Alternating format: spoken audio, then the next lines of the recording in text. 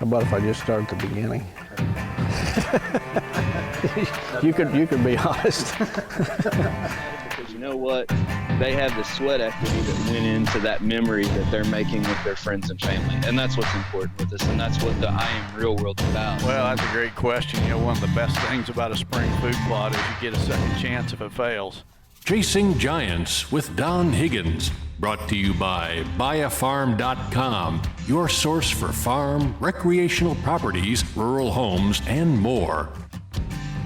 By tapping into Don's years of experience, dedication, and commitment, Chasing Giants focuses on the techniques, strategies, and dedication needed to harvest one of God's most amazing creations, world-class whitetails. Now, here is Don and co-host Terry Peer. Well, welcome everyone to Chasing Giants, episode 52, brought to you by buyafarm.com. Don Higgins, the Road Warrior, is on the line in almost into February, buddy. It is, and I've had a long journey the last couple of weeks, Terry. I've been gone for almost 2 weeks from home. Last week we recorded and I was in a motel room, but on that trip I went clear out to New Jersey, worked my way out to New Jersey doing consulting visits each day, and then I worked my way home and just got home a couple hours ago, and I am glad to be home. We actually had planned on you not getting away as early and having to pull along the road to get the podcast recorded tonight, but you know, at different points in my career, I've had to travel a lot, and I know this time of year you are on the road a ton. It makes you really respect those guys that have to do it, you know, all year like you're doing right now. Yeah, I wouldn't want no part of a job where you have to travel all the time, but I guess you get used to it. But, well, I'm sure glad to be home. I looked at 16 properties on that trip, and probably the longest consulting trip I've ever had. Met a bunch of great people once again, and you know, almost every single one of them mentioned the podcast. And if they didn't mention the podcast, they mentioned mechanical broadheads of the Love Swing, so I know they were listening. Yeah, it's crazy. Even after talking about last week's episode where we talked about the Ward family, how many people have reached out and appreciate what we're doing. But it's not about us. It's just about making a little bit of a difference and trying to serve the hunting community more and more as we find ways to navigate this. You know, it's growing so fast. It's not like you and I have a manual to playbook to run this thing with. We're just following God's lead and walking through doors he opens. Yeah, I had a lot of people after last week's podcast reach out to me and ask how they could make a donation. And I told them to tune in to this week's episode, and we'd be given a few more details of how they can help. Well, normally, and I guess, normally on a podcast or a video on YouTube, you always leave a carrot at the end of a video or at the end of a podcast to tell people to wait. But when it comes to stuff like this and helping families in need, I don't want to throw a gimmick out there. I want to get this thing out as quickly as I can. But full disclosure to all of our listeners, this is evolving very fast, and we don't have it all figured out yet. But I want to walk through what happened last week. You know, we talked about in the last episode me creating this new project called Lester's Feet after my grandfather. And I mentioned the story of the Ward family, which they're listening to the podcast probably right now again. And it was early Monday morning, and I had a text from you saying, "Can you talk?" And we got on the phone. It was early. It was 7 o'clock or so. And the first thing you said out of your mouth is, "We need to do more." Yeah, God just laid it on my heart that, you know, you and I are both so blessed with healthy families and just good jobs and in so many different ways. And I always say, if you want to be blessed, be a blessing. And, you know, we're all blessed in some way or another. I did a podcast with some young guys from Georgia this week, and I told them, you know, I don't care how you're blessed. I don't want to hear how you're blessed. I want to hear what are you doing with your blessings. I mean, maybe you're blessed financially, maybe you're blessed with a special talent, whatever. What's really important is not how you're blessed, it's what you're doing with your blessing. And, I just feel I've been so blessed to chase my dreams and be, living the dream, really. I mean, I wouldn't trade what I do for anything. But when I heard the story of those two little girls that are fighting leukemia, it just, really hit home was how blessed I am to have two healthy daughters of my own. I got two healthy grandsons.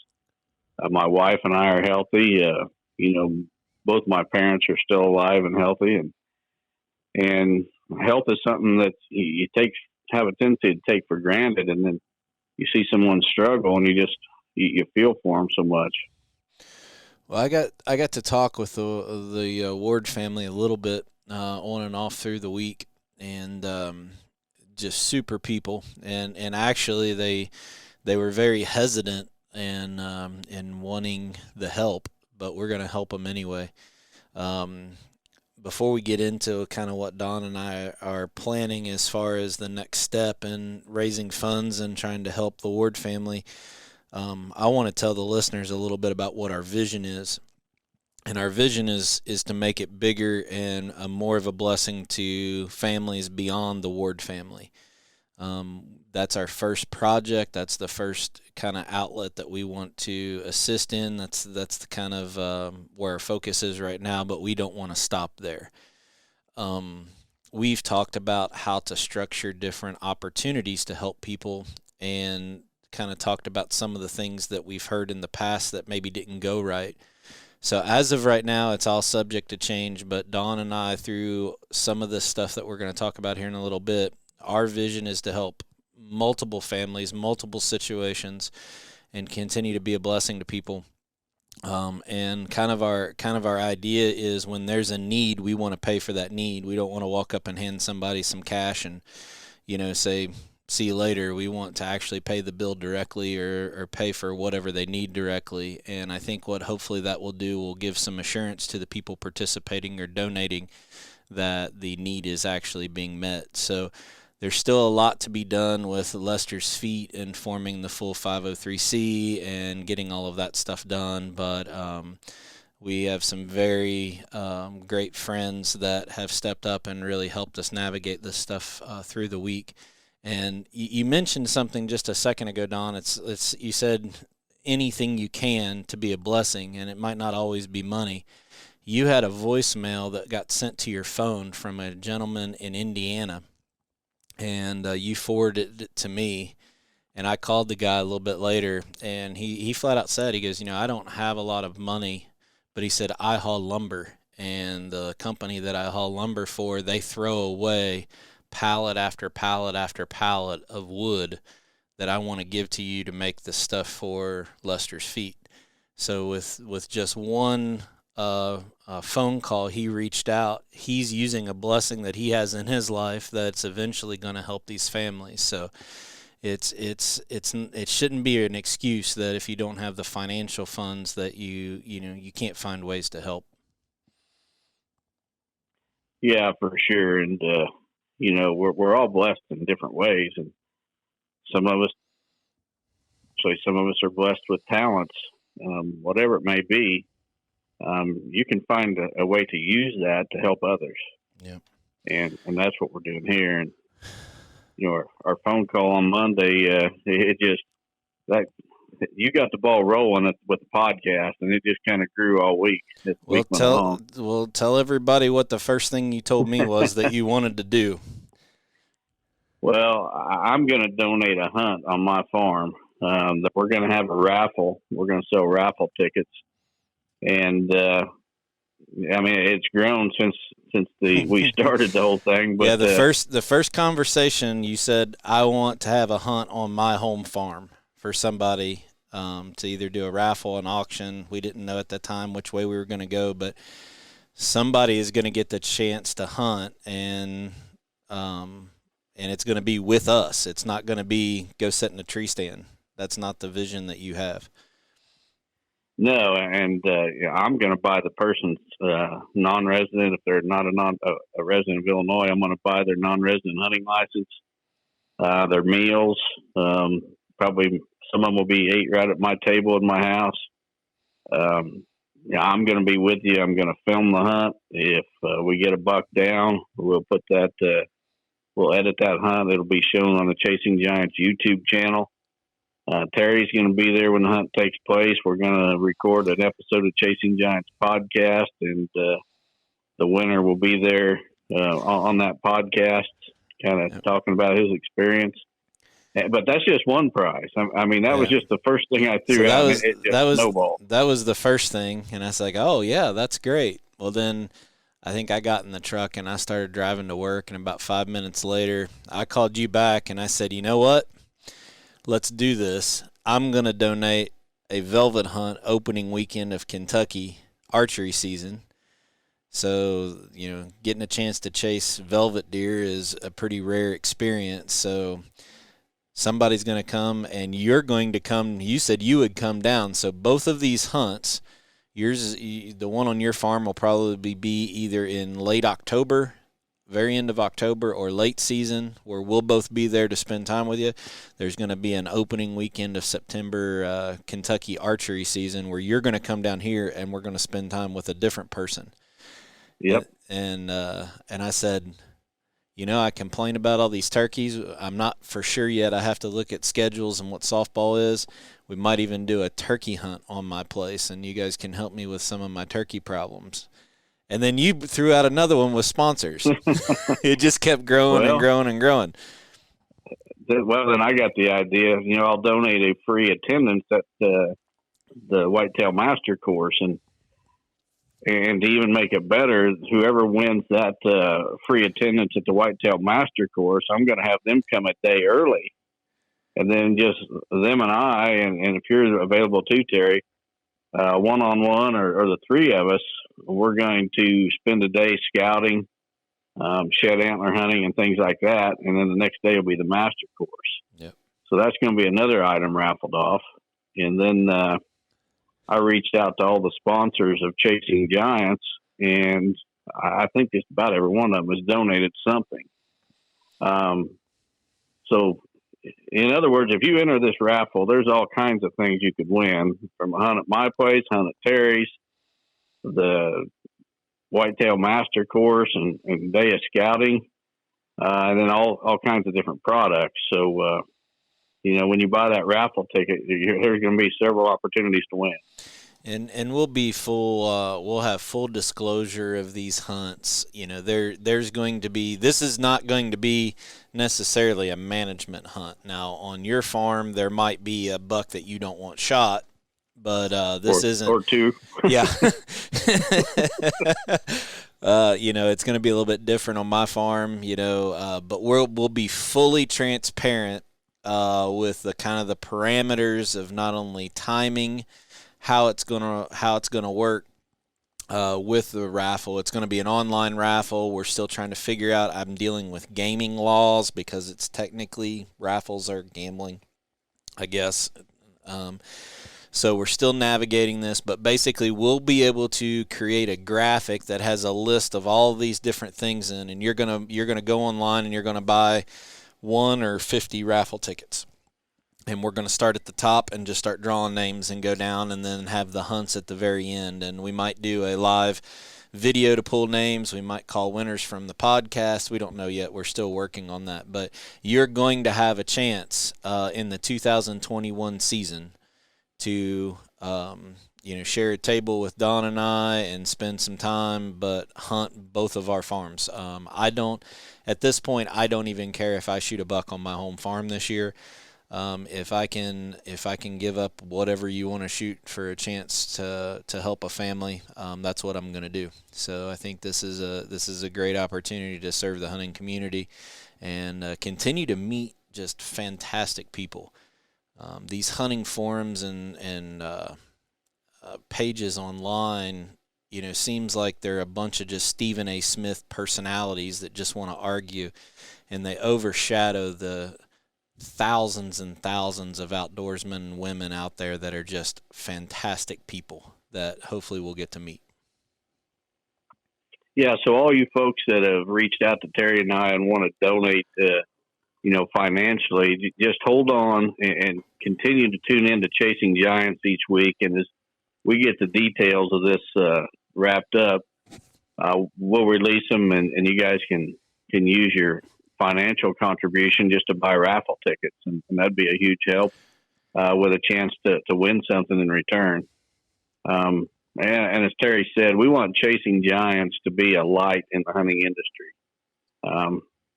You probably already gathered by now that we're a little different than most people in the hunting industry.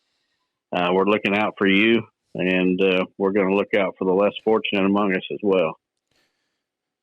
So, like I said, just stay tuned for that. Bear with me just a second. I wanted to read an update that we got from the Ward family. I actually texted them and said, so many people have reached out to us. Is it okay if I give an update? So the girl's mom sent a message back. They did get really good news. They were able to travel home this weekend, back to Elizabethtown, Kentucky, and they got to spend the weekend at home. It says, I'll just read this real quick. We have to go back to Cincinnati on Monday, which is tomorrow, for the week, so Adley can finish her first phase of treatment. On Thursday, they will perform a bone marrow aspiration and lumbar puncture to see if she is in remission or not. She should get a week break and then start phase 2, which should last a month. At the end of March, all the genetic testing should be back, so we will know if she has to have a transplant or not. Tinley continues to improve daily. She will go back once a week with Adley for blood work and check counts, immune system measures. So it was just a huge blessing, from what I understand, for the family to get to go home and sleep in their own beds for a couple days. But they'll be back on the road tomorrow to come back up to Cincinnati for more medical treatment. So please continue to keep the Ward family in your prayers. Thank you to everyone who's purchased SD card holders. We've made just over $2,000, and somehow, by the grace of God, I've kept up with the orders and making them on the machine. So I'll have shipments going out to fill those orders here very shortly this week, and then be figuring out how I can get those, what the best way is to get that over to the Ward family. So if you want to buy these things, go to Higgins Outdoors. That's the best place to buy them. I put them on Don's website. Just there's so many of them, I had to keep track of them somehow. So I'll try my best to continue to keep up with them. So keep the Ward family in your prayers. Let's turn a little bit to the hunting side. We actually are announcing too a new sponsor to the podcast tonight. Yeah, we are. A lot of people saw the photos of me with the buck I shot last fall, Mel. The buck, the 220-inch buck I shot at the end of October. And I got a lot of people sending me messages wanting to know what that camo was that I was wearing. And it's called Vengeance Camo. And Vengeance Camo is now available. That suit that I had was the very first suit ever produced. It was a prototype that was sent to me for comment before they started mass production. Well, Vengeance Camo is now available. You can go to their website, which is vengeancecamo.us, and there's a dealer locator on there. You can go to any of those dealers, and if they don't have it in hand, they will very soon. You can also buy online, but I can tell you that the dealer pricing is better than the online pricing. This company is very adamant about trying to push sales to local dealers and support those dealers. So you can find the dealers there online. If not, you can purchase online. And I'm going to have it on my website. It's not there yet, but in the coming weeks you'll be able to buy it on Higgins Outdoors as well. Proud to have Vengeance Camo as one of our new sponsors. They have also they jumped on board to this fundraising program we've got going, and they've donated a camo outfit. Yeah. So one of the raffle winners is going to get a new set of Vengeance Camo. So go out to vengeancecamo.us and you'll see the line. There's, I believe, 2 different lines of clothing. It's going to continue to expand over time, but very soft, and man, that camo pattern is sweet. That's probably the most popular question to all of the questions that got asked on your video of Mel is, what camo is that? It looks really good. Yeah, I'd hate to guess how many texts and emails and private messages on social media that I got about that camo. So It's available now, folks. Well, speaking of YouTube, your second video on trees dropped this week. So it was a 2-part series, the most overrated trees, and then your 3 favorite trees for whitetail. A lot of people on there making comments about that. Yeah, and the 3 most overrated trees, one of them was the apple tree. And I'm not saying the apple tree is a bad tree for deer. Deer absolutely love apples, no doubt about it. But I don't think apple is the favorite mast for deer. I got roasted pretty good, I guess, on a couple of social media pages. I didn't even see it. A couple of my clients just told me about it over the weekend. But anyway, I haven't had time to keep up on all the social media messages and even the YouTube messages. But those videos are both out there now. And, hopefully a lot of the listeners have been watching those. Well, don't take it out of context, people. Like I said, the Stephen A. Smiths of the world, and you know who you are. I hope that you're actually listening to this, by the way, because they know who they are. Don't take it out of context. Any of those trees that are overhyped, it's still a good thing for wildlife. The goal of those videos was, if you're going to invest in something, put money where you might get the best return for it, or you might make the biggest difference. It's not to say they're bad. The title of the video wasn't "Worst Trees for Deer." It was the overhyped. So the purpose is trying to help you make the decision. And trust me, neither one of us, Real World or any of our sponsors, don't sell a tree. We don't care. It's just we have nothing to gain other than, hey, if you're wanting to spend money, here's some tips to maybe make your investment in the right location. So go out to Higgins Outdoors or Chasing Giants YouTube channel. You can search either one and it will come up, and look for those 2 videos in the series of most overhyped trees and the best trees for wildlife. I think it was very good. I had no idea about that chestnut, but I can tell you, everybody I've ever talked to that has chestnuts, the deer actually rock them. So. Yep, they do, no doubt about it. Well, I want to put you on the spot here before we move on to the Biofarm segment, and it's this time of the year that I just have this gut feeling that people are watching social media and they're seeing people find sheds and they're seeing people frost seed. And I just get this feeling that a lot of people, it's almost like opening weekend of archery season. People think that they have to go do it today, and they're so excited for that next phase. Is rushing out there and shed hunting too early, or maybe even frost seeding too early? Can you do more damage than good in that, Don? Well, for sure, and especially when it comes to shed antler hunting. I mean, right now, with the brutal weather that we've been having the last couple of weeks here through much of the Midwest, those deer are really concentrated around food sources. And I guarantee you they've dropped a lot of antlers in the last 2 weeks, close to or within those food sources.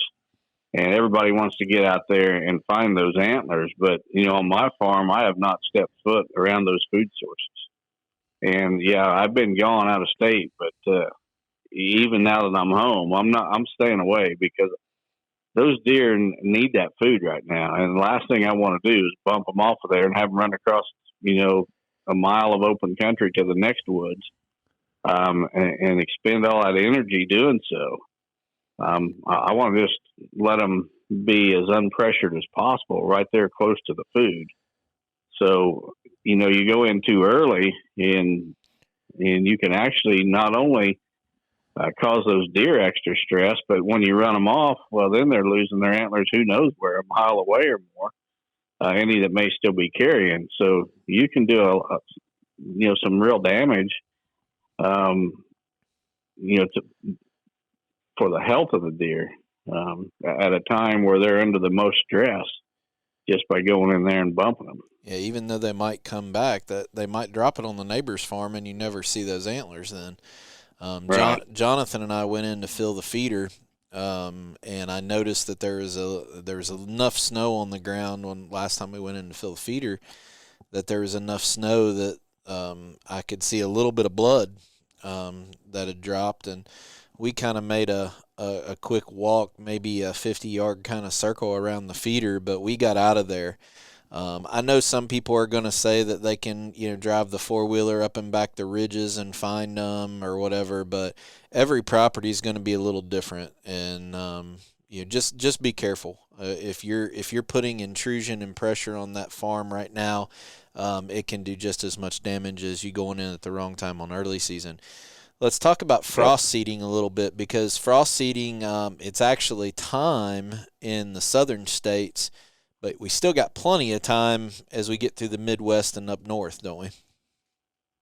Yeah, a general rule for frost seeding is with switchgrass, you want to frost seed as early as possible. I mean, you can frost seed switchgrass in December, right, and let it sit there all winter, and that's a good thing. The more freezing and thawing on that switchgrass seed, the better it is. With things like clover or alfalfa or other, even grasses that you're frost seeding, the later in the spring, the better to a certain point. You want to do it while there's still some freezing and thawing going on, but you don't want to do it too early.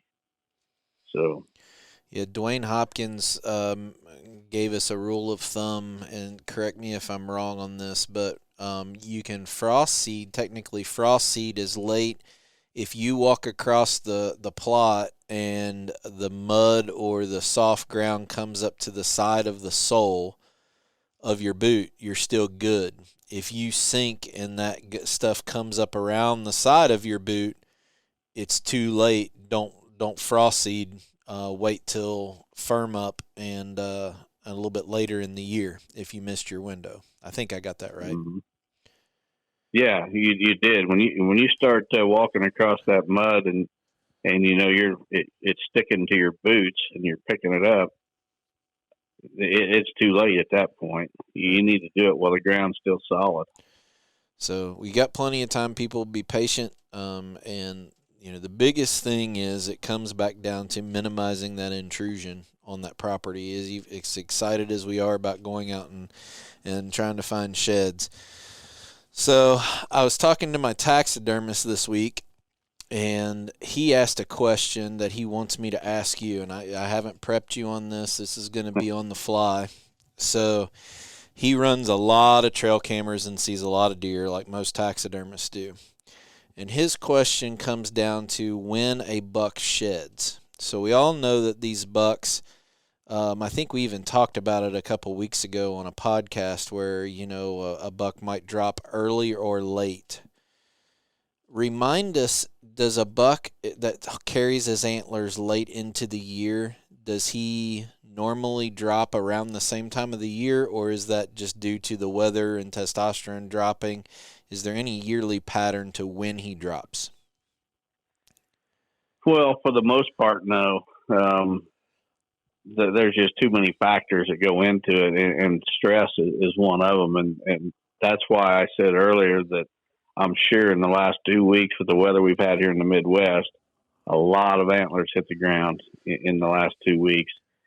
I remember a few years ago, there was it's probably been a decade ago now, but we had an ice storm come through. It was probably late January. And, that ice just stuck to everything, but it stayed. It stayed there for like a week or more. And the soybean stalks in my plot that spring or during that period, they were as big around as, I don't know what I would compare them to, a broom handle. And the soybeans, were encapsulated in that ice. and all the food was. And I mean, it was stuck to the tree branches, the fences, and everything for a week, and probably close to 10 days. And I found so many sheds that spring, and then they were all in the bedding areas. None of them were in the food plots. Those deer did nothing during that period of ice except lay in the bedding areas. And because they couldn't eat anything, I mean, and even the branches, on the trees where they would normally browse were, just so big around with that ice that the deer were still, trying to eat on them, but they weren't moving out to the food. They just laid there in the bedding area for over a week, and when they did, they just dropped antlers like crazy. Gotcha. And that's where I found all the sheds that spring on my farm. None of them were in the food; they were all in the bedding areas. And so stress has a big factor to play, and the weather, for when they shed. So his second part of his question is, if it's possible for specific deer year after year to drop either early or late. We've all seen deer carry their antlers even into March. Mm-hmm. If a deer carries his antlers later into the year, does that minimize antler growth the next year? And vice versa, if they drop earlier, does that promote better antler growth the next year? Is there any tie to antler growth the next year based on when the shed drops the year prior? That's a great question. And from what I noticed with the captive deer, it does not matter because, I had them carry them late and I had them drop them early. And it didn't seem to matter. Now, the interesting thing was during the antler growth cycle, there would be some bucks that grew a lot early in the season. They put on a lot of inches of growth early, and by the time mid-July rolled around, they're done. They've got almost all the inches they're going to have for the year. And then there was other bucks that got off to a slow start with the antler growth, but then in mid-August they're still putting inches on. They have a late growth spurt where they put on a lot of inches late. So that growth cycle or antler growth cycle differs from one buck to another. Interesting. They don't all just finish out at the same time. So Scott Fryman from Real Life Taxidermy in Williamstown, Kentucky. I told you I'd ask the question to Don and you would get your answer. So I hope you're happy. So I thought it was a great question. I don't know how you could really ever test that in theory because you don't have two bucks that are exactly the same, and you can't make one drop early and one drop late. But I thought it was a very interesting question. He had actually picked up on it that a couple of deer that had shed early made a big jump the next year. A couple bucks that had held on to their antler didn't seem to do much the next year. So just kind of a thing that he'd been playing around with in his head and wanted me to pick your brain on it for you. So, yeah, that was a great question. So I just, from my captive deer experience, I never seen a correlation between when they shed and, their growth the next year. So, unfortunately, Scott doesn't get a free T-shirt because he called me and asked a question and didn't submit it online. But he does get my check when I get my deer, go to pick it up this year. So, but we're going to touch a little bit more again, just to recap. Please pay attention to Don and I's social media. We'll publish more ways to learn on how you're going to be able to have a chance to hunt on our personal farms. And spend some time with us, not for the sake of us, but for helping families like the Ward family. We want to grow this thing as big as we can to make a difference in other people's lives with the passion that we have from the outdoors. Keep the Ward family, obviously, in your prayers.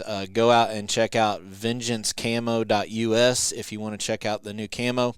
And then always follow along and please subscribe and ring that notification bell on Chasing Giants YouTube channel. And if you haven't seen it, go back and look at the last two tree videos. With that, we're going to move on to the BuyAFarm.com Property of the Week. BuyAFarm.com is your source for farm, recreational properties, rural homes, and more. Now, here is Don Higgins with this week's featured property.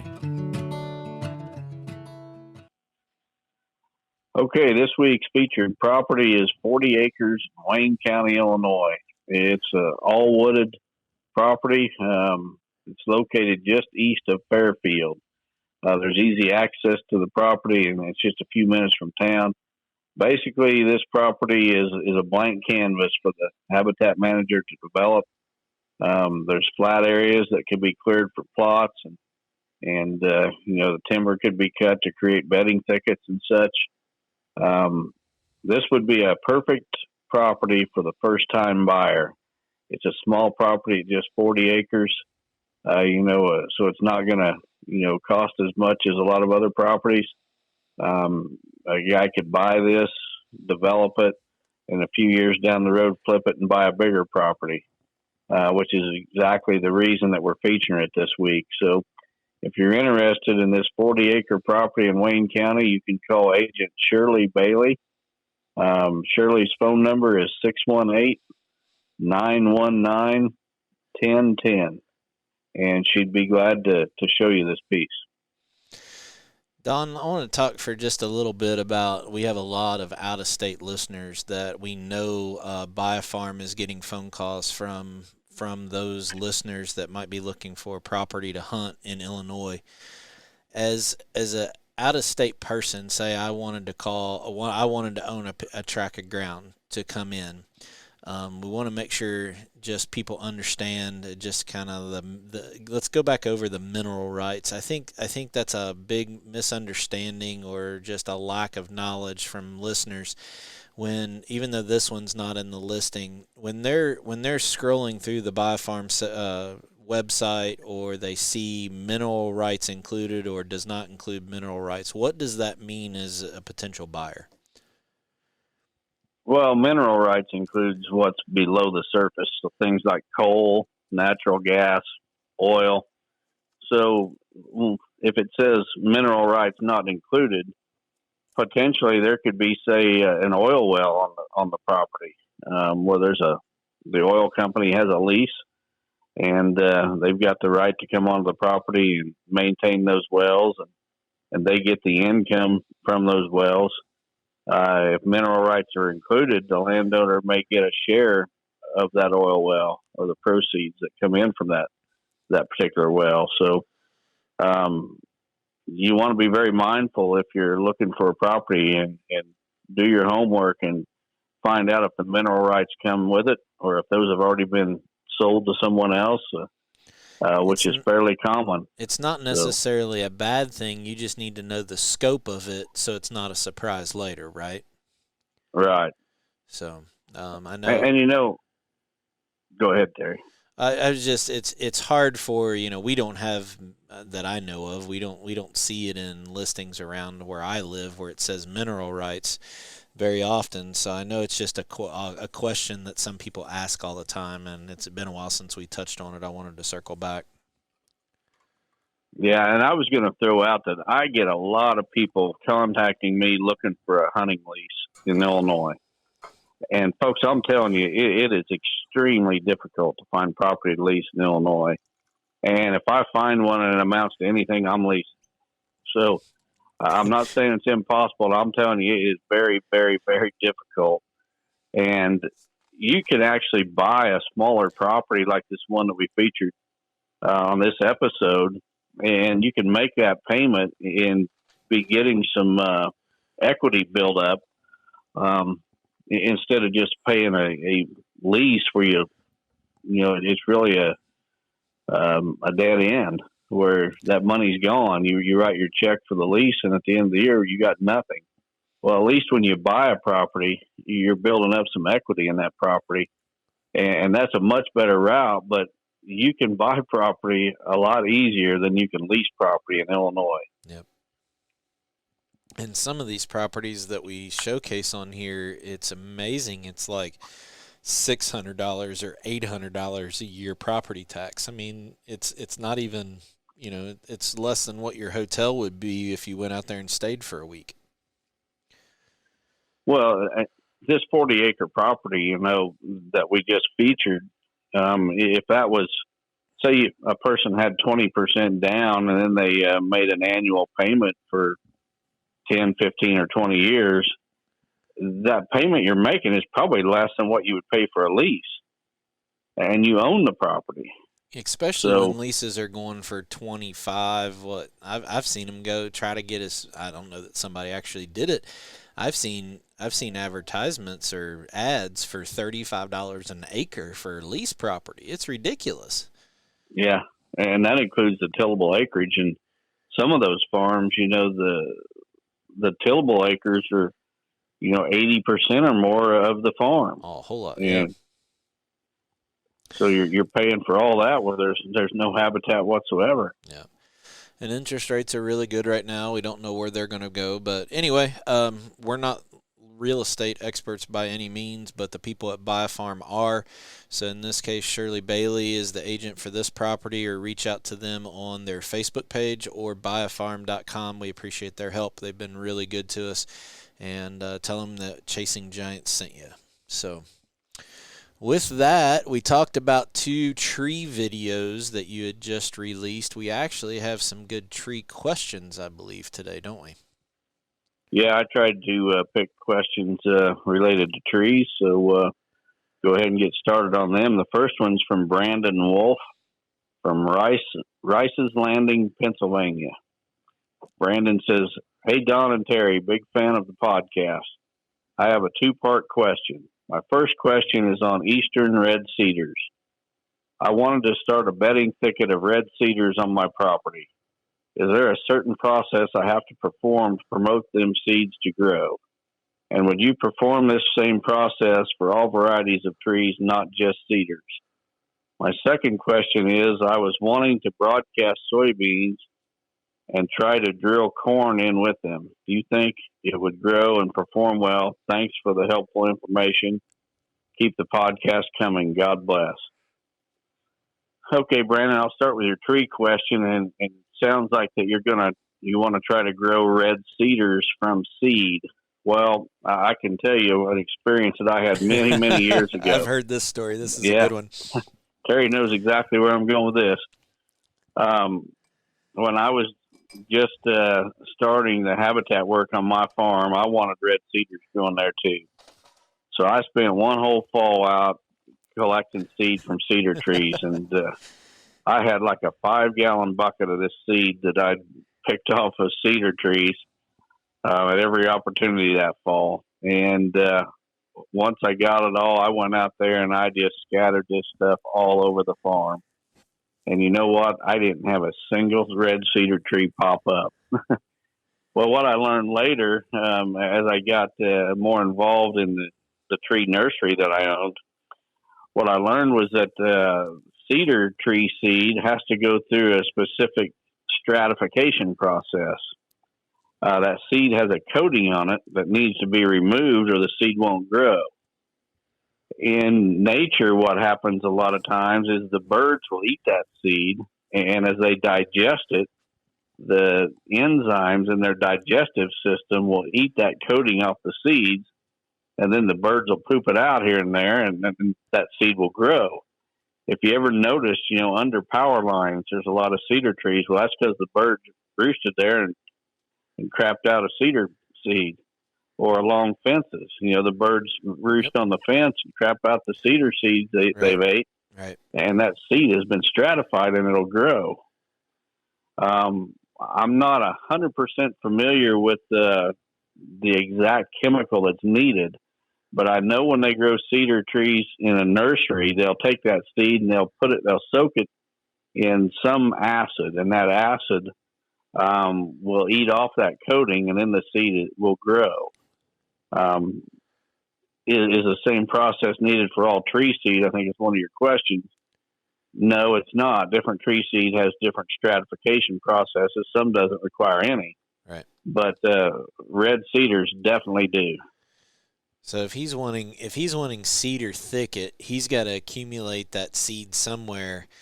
If he wants to do that, would he be better off just going in with a spade and maybe taking one that's 10 to 12 inches tall and taking it over and replanting it somewhere? Well, I can tell you an idea that I came up with and I did on my farm after I learned this. I went out and gathered some more cedar seed, and then I mixed it with bird seed, and I put it in bird feeders, and I let the birds eat it and spread it themselves. And I've got volunteer seeders all over my farm now. So if you're going to do that, the area where you want it, I'd go out and gather your seed, mix it with some bird seed, and hang some bird feeders in that area, and let the birds do the work. Yeah, great idea. Yep. Go out on the hillside that you have it, and mix it in with some cracked corn or some bird seed, and let the birds take care of it for you. I know here, I don't know if it has anything to do with the old pastures, but our cattle pastures, when we quit grazing, are really bad for cedars to immediately pop up. And I don't know if that's because those birds are coming through there eating all the bugs that are there because of the cow manure or what it is. But as soon as, in my area of the country, as soon as you quit running cattle on a pasture, the cedar trees it seems like it's within a year or two that you start seeing cedars. And it's like that in a lot of areas, Terry.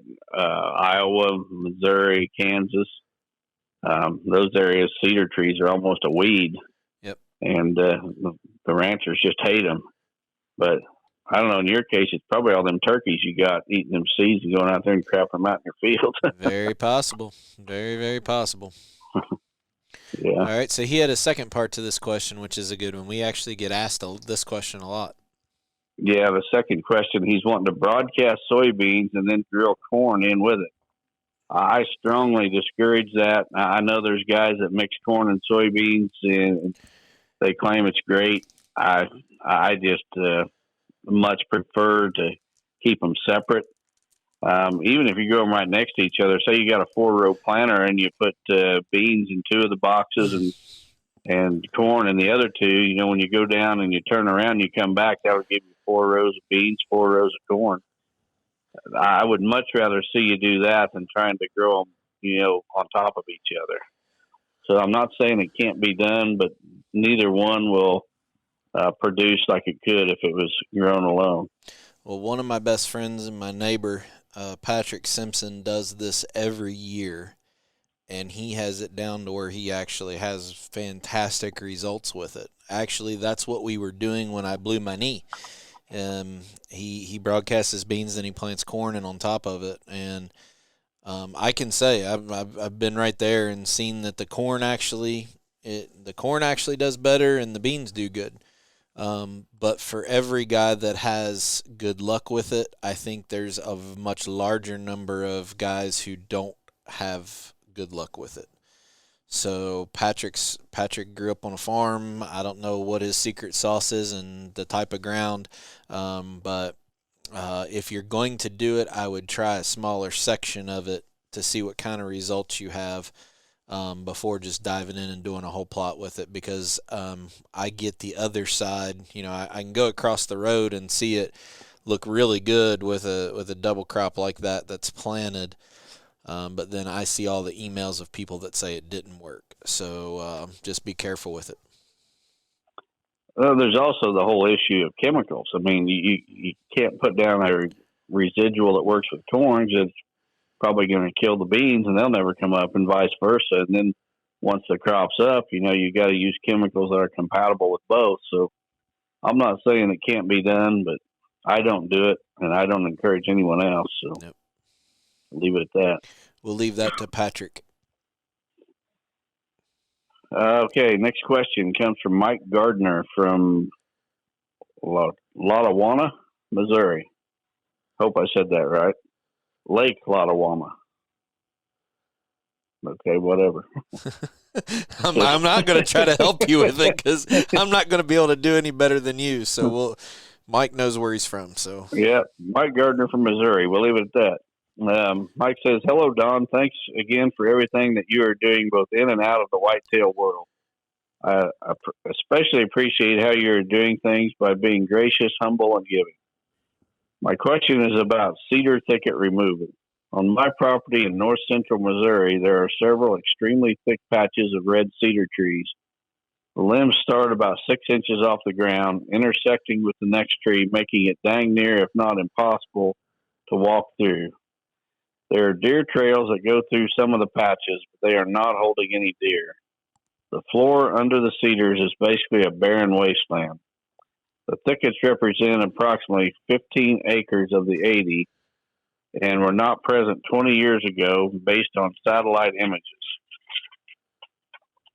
I am working with the Department of Conservation on a cost share program to remove some of the cedars and replace with native warm season grass stands.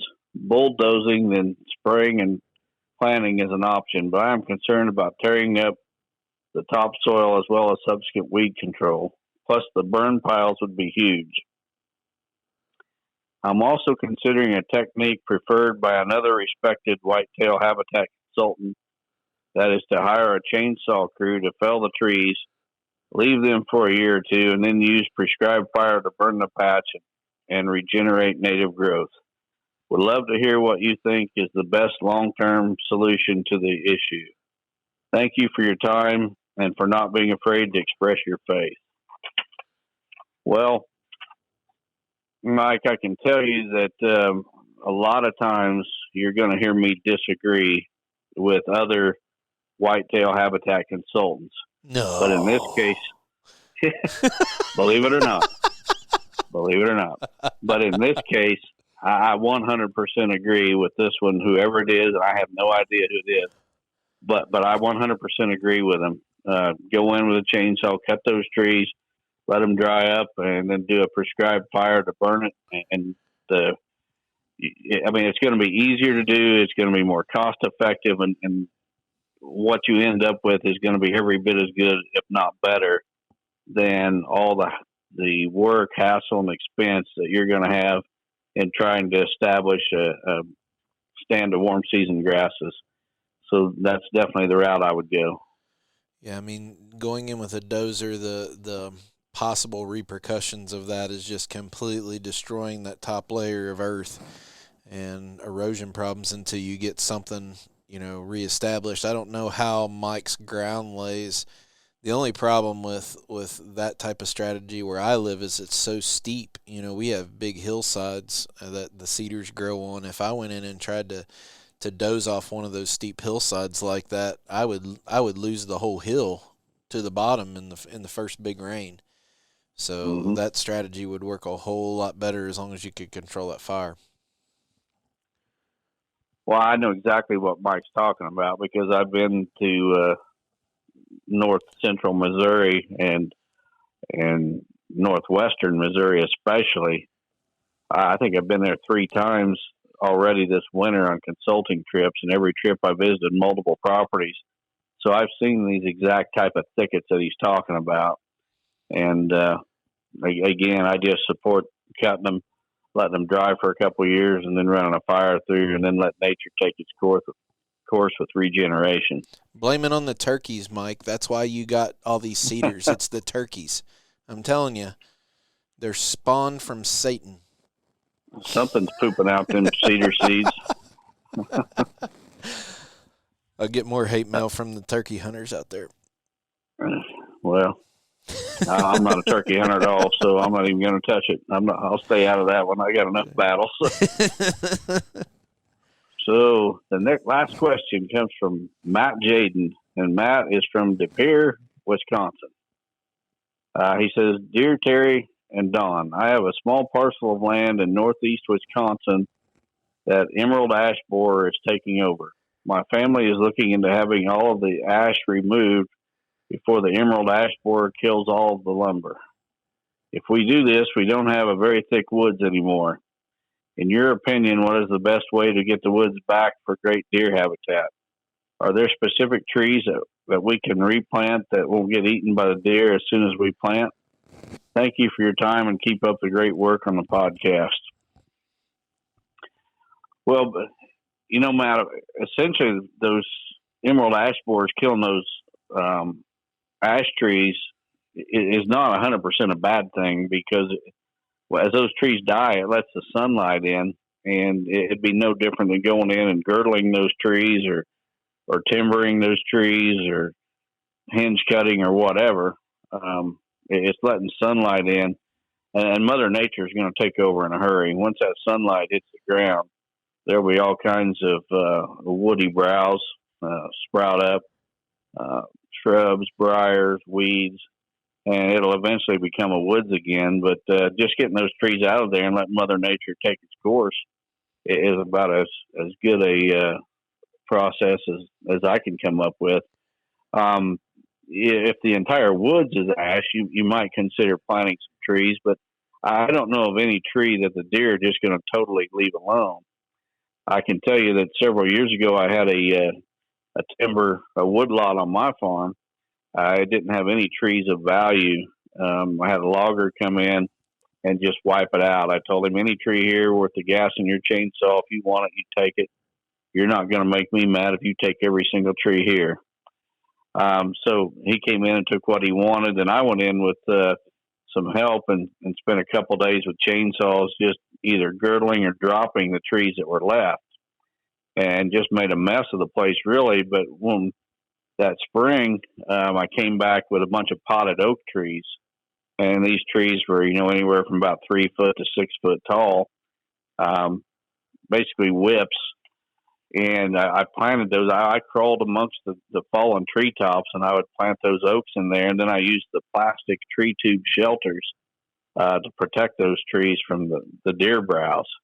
And I basically took a woods where there was no trees of value, species, valuable species for wildlife or for timber. And by planting those oaks in there, today those oaks are probably, 25 feet tall. And some of them are probably big enough for tree stands now. But I took that woods that had no good species in it and created a nice oak woods with, 3 or 4 different oak species. And that's something that you might try. The ash trees are a big problem. We've about lost all of mine on my farm. I probably have 50 or 60, and it's a shame because and you can correct me if I'm wrong, that ash borer digs in around the sapwood on the outside and kills the outside it kills the whole tree, but it doesn't actually bore into the center of the tree. So the tree will die and be left standing for many years until finally the tops get rotten enough they start falling out. I got about 4 either out in the alfalfa field or in the food plot right now. We noticed with this last ice storm we had some of the old dead stuff fall out. But the ash borer is really taking a toll on a lot of people's mature hardwoods, that's for sure.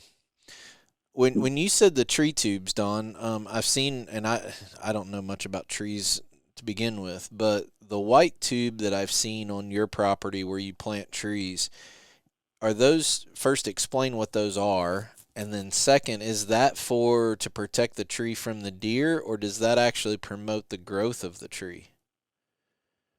Well, both. The tubes I'm talking about, you're going to want to get 5 foot or 60 inches. They make them in 36, 48 inch, whatever. But those shorter tubes, the tree comes out the top and the deer just walk up and eat them as they're coming out.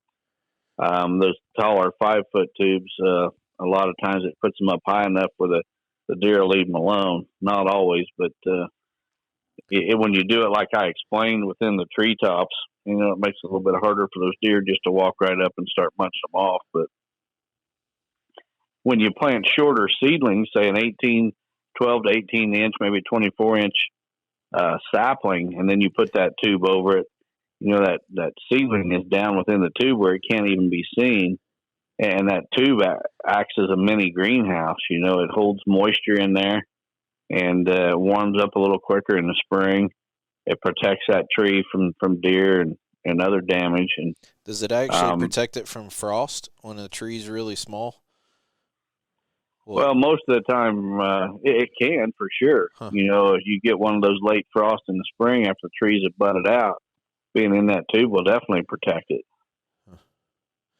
But, if you're going to plant shorter seedlings or saplings in an area where there's a lot of deer, you almost need those tubes. Yeah. Otherwise, you're just feeding the deer. Well, I've seen you with the tubes and a utilization cage or a fence around the tube out a couple feet. Uh-huh. Yeah, I've got enough deer, and most people listening probably do too on their property, that if you're going to plant a tree, I mean, let's say you've got enough money to buy 100 trees that you're going to plant this year. You'd be better off if you don't have the money to fence those 100 trees, or protect them with tubes or whatever. You'd be better off just planting 10 trees and caging them and tubing them so that they survive. If you don't protect them, the deer are going to destroy them, and they'll never survive it. That's interesting.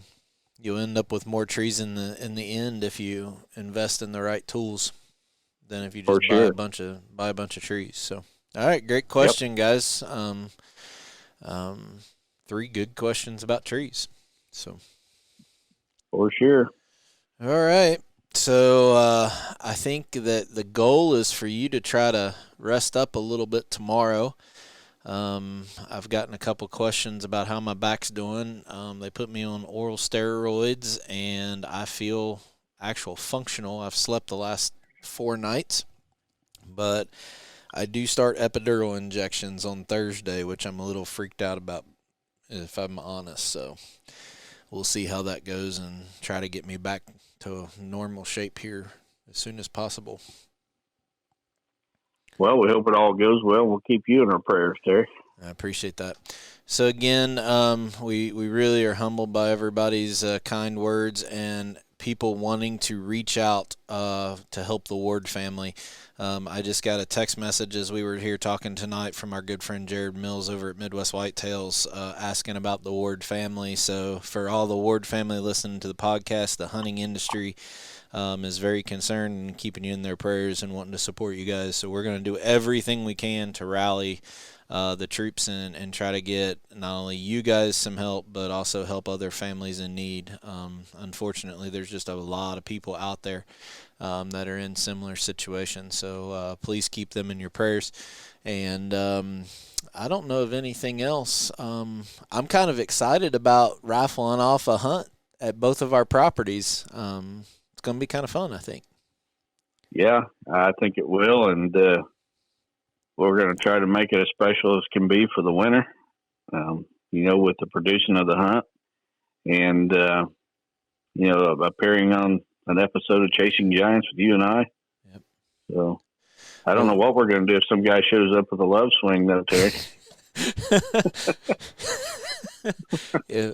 Well, do we have to put a disclaimer in there that there is no saddle hunting on our properties?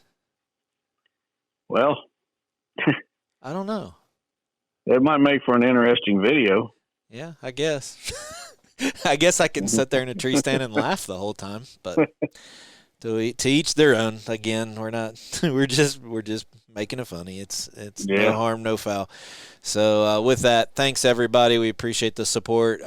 But please keep the family of the Wards and those that are suffering in your prayers. We will publish as soon as we navigate a lot of these details. We will publish the information for you, but it's happening very quickly. So thanks everybody for your prayers and support. And with that, Don, take us out. All right, we want to thank our sponsors: BuyAFarm.com, 360 Hunting Blinds, Lone Wolf Tree Stands, Vortex Optics, Matthews Archery, Quiet Cat Bikes, and our newest sponsor, Vengeance Camo. Have a good week, everyone. Take care.